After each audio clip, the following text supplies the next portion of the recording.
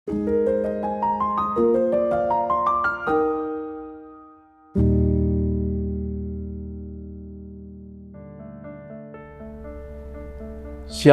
Bapak Ibu dan Saudara sekalian, kita berjumpa lagi dalam kesempatan untuk kita merenungkan firman Tuhan. Mari kita berdoa.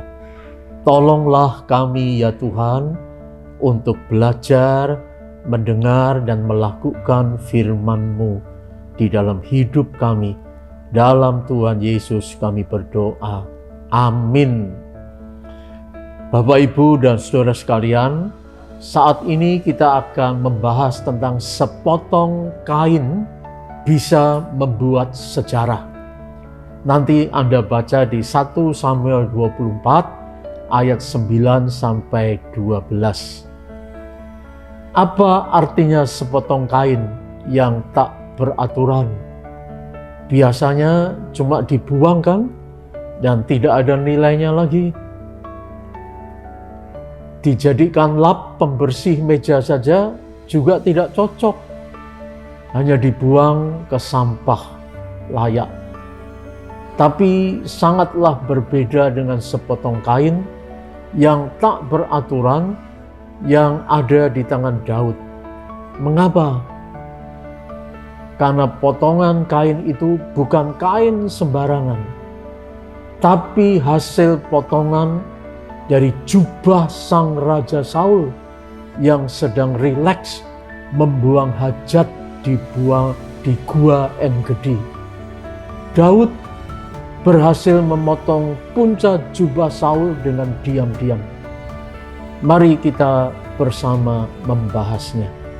Yang pertama, potongan kain itu sebenarnya merupakan bukti kebenaran kasih seorang menantu, yaitu Daud, kepada mertuanya, yaitu Saul. Walaupun sang mertua selalu ingin membunuhnya, sebetulnya betapa mudah Daud membunuh Saul yang sedang enak-enaknya buang hajat. Semudah Daud memotong punca jubahnya. Tapi Daud tidak melakukannya. Karena Daud masih mengasihi mertua dan rajanya, yaitu Saul. Sehingga dibiarkannya Saul keluar dari gua selepas membuang hajat.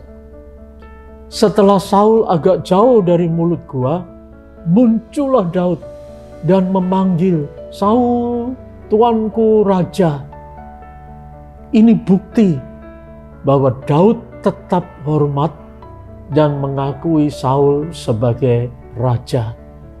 Bahkan Daud pun sempat berlutut dengan mukanya ke tanah sebagai tanda hormat kepada Saul sang raja.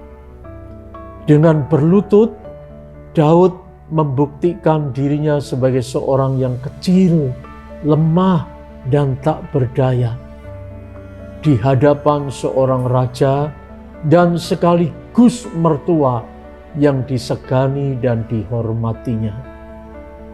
Yang kedua, setelah Daud merendahkan dirinya, barulah ia berkata, "Lihatlah dahulu ayahku, lihatlah kiranya punca jubahmu dalam tanganku ini.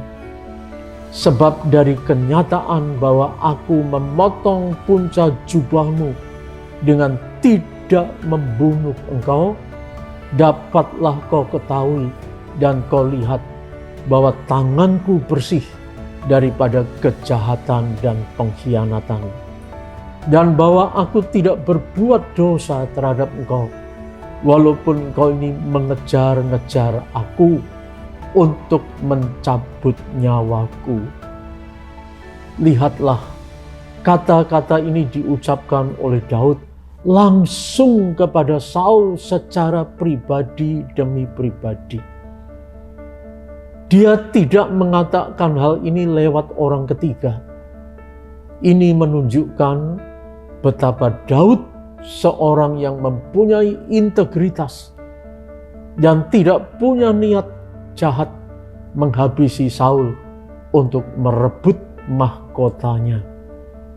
kata-kata dan perbuatan Daud terhadap Saul di Gua En-Gedi merupakan fakta yang terbuka dan gamblang bahwa ia bukan seorang yang layak dicurigai mau merebut mahkota dan tahta. Daud hanya orang kecil dan lemah. Tapi mengapa ia harus dikejar-kejar untuk dibunuh oleh Saul?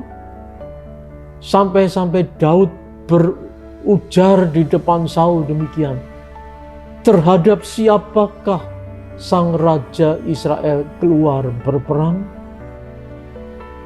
Terhadap siapakah sang raja Israel keluar berperang?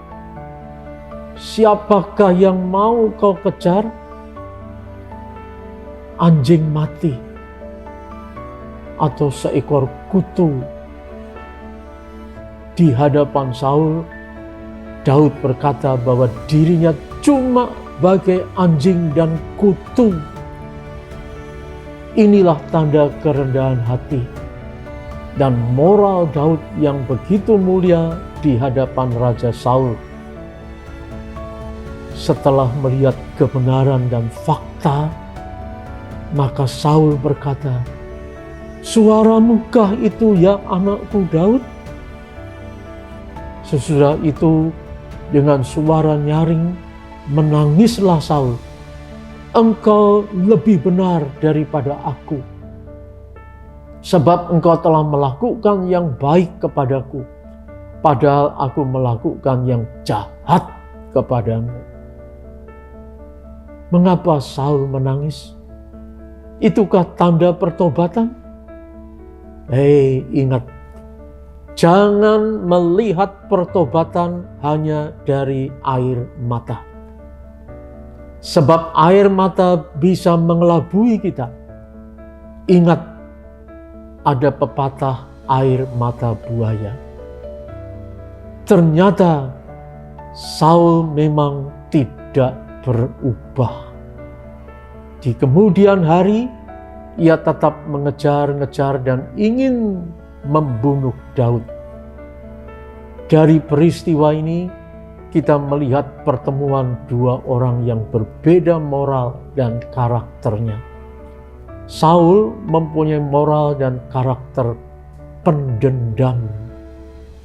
Sampai kapanpun ia selalu ingin membalas dendam di dalam hati dan pikirannya yang terus berkecamuk dan membunuh Daud. Ia tetap memusuhi Daud.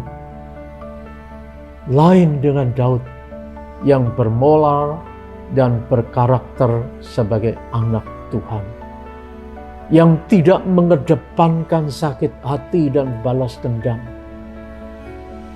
Marilah kita meniru teladan Daud. Dia tidak mengedepankan sakit hati dan balas dendam, walaupun ia punya kesempatan untuk mengakhiri hidup Saul. Amin.